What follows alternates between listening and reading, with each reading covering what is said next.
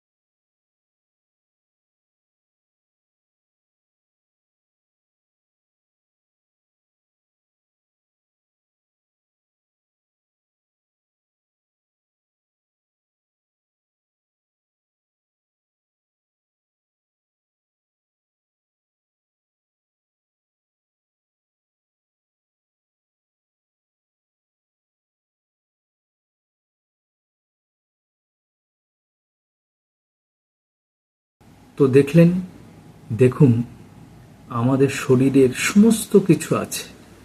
আমাদের চোখ আছে, নাক আছে, কান আছে, দাঁত মুখ আছে, হাত আছে, পা আছে, সব আছে। আমাদের কোনো সমস্যাই নেই, আমাদের শরীর সুস্থ। শরীরে অসুখ বিসুখ থাকতেই পারে, কিন্তু আমাদের শরীরের কোনো অঙ্গ নেই এমন তো নয়। কিন্তু দেখুন, কারোর হাত নেই, কারোর পা নেই, তারা কিভাবে, কি ধরনের কাজ করে নিজের জীবন কাটাচ্ছে, নিজের জীবনের সঙ্গে লড়াই করছে, কাউকে দোষারোপ করছে না। তা আমরা কি করি? আমাদের জীবনে একটু সমস্যা এলেই আমরা ভগবানকে দোষারোপ করি। কিন্তু ভগবান আমাদেরকে সব দিয়েছে, তবু আমরা ভগবানকে দোষারোপ করি। কেন করি না? আমরা পরিশ্রম করতে ভয় পাই, জীবনে লড়াই করতে ভয় পাই। কিন্তু বাস্তবে তা নয়। পশু পাখিদেরও সকাল থেকে সন্ধে পর্যন্ত লড়াই করে খাদ্য জোগাড় করতে হয়। সারাক্ষণ দেখবেন পাখিরা ঘুরে বেড়ায়, জীবজন্তুরা ঘুরে বেড়ায় খাবারের জন্য। তাদেরকে কষ্ট করে খাবার জোগাড় করতে হয়। আর আমরা তো মানুষ, আমাদের বুদ্ধি আছে, টাকা আছে, আমরা ছাদের নিচে থাকি, এসির মধ্যে থাকি, পাখার নিচে থাকি। আর পশু পাখিরা কিভাবে কষ্ট পায়, তারা বৃষ্টি হলে সেই বৃষ্টিতে ভিজতে হয়। পাখিরা কিভাবে গাছের মধ্যে থাকে। তাহলে ভাবুন, আমরা এত ভালো আছি, তারপরেও কিন্তু ভগবানকে দায়ী করি। ভগবানকে দায়ী করি যে আমাদের এত কষ্ট, এত সমস্যা।